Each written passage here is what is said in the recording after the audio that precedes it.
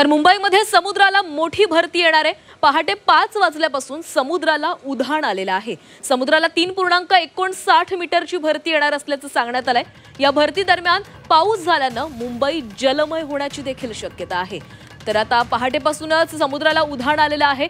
मुंबईमधील समुद्राला हाय टाइडचाच म्हणजेच भरती येण्याचा अंदाज वर्तवण्यात आलेला आहे। आणि या संदर्भात अधिक बोलूयात आमचे प्रतिनिधी विशाल वैद्य आपल्यासोबत पुन्हा एकदा जोडले गेलेले आहेत। विशाल, पहाटेपासूनच समुद्राला उधाण आलेलं आहे, भरती आज सांगण्यात आलेली आहे, अंदाज वर्तवण्यात आलेला आहे, काय अधिकची माहिती आहे? बरोबर आहे प्राची, पाऊस जो आहे हा मुसळधार सुरूच आहे आणि त्याचबरोबर पहाटेपासून जे आहे समुद्राला भरती आलेली आहे आणि त्याचाच परिणाम आपण इथे बघू शकतो की कशा प्रकारे मुंबईतील जे ठिकठिकाणी सखल भाग आहेत त्या ठिकाणी पाणी साचलेलं आहे आणि रेल्वे मार्गावरती सुद्धा कुर्ला आणि विद्याविहारच्या दरम्यान पाणी आलेलं आहे।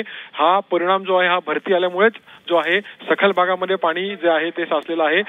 आता अजून भरती जी आहे ती वेळ अजून सुरू आहे, त्याच्यामुळे पावसाचा जोर असाच जर कायम राहिला तर अजून पाणी कुठे कुठे भरेल आणि त्याचा फटका कसा बसेल हे आपल्याला दिसून येईल। मात्र आता महापालिका प्रशासन जे आहे ते तातडीनं जे पाणी साचलेलं आहे सखल भागांमध्ये ते पंपिंगद्वारे काढण्याचा प्रयत्न जे आहे ते सुरू आहे। आज दहीहंडी आहे, त्याच्यामुळे जे गोविंदाचे आहेत ते साधारण 8-9च्या सुमारास बाहेर पडतील हंडी फोडायला। त्या दरम्यान जर कुठे पाणी साचल त्यांचा खोळंबा होऊ नये यासाठी मुंबई महापालिका प्रशासन असेल ते अलर्ट मोडवर आलेलं आहे आणि ठिकठिकाणी पंपिंग स्टेशन जे आहेत ते ऍक्टिव्ह करण्यात आलेले आहेत आणि जे पाणी साचलेलं आहे ते काढण्याचं काम आता सुरू आहे।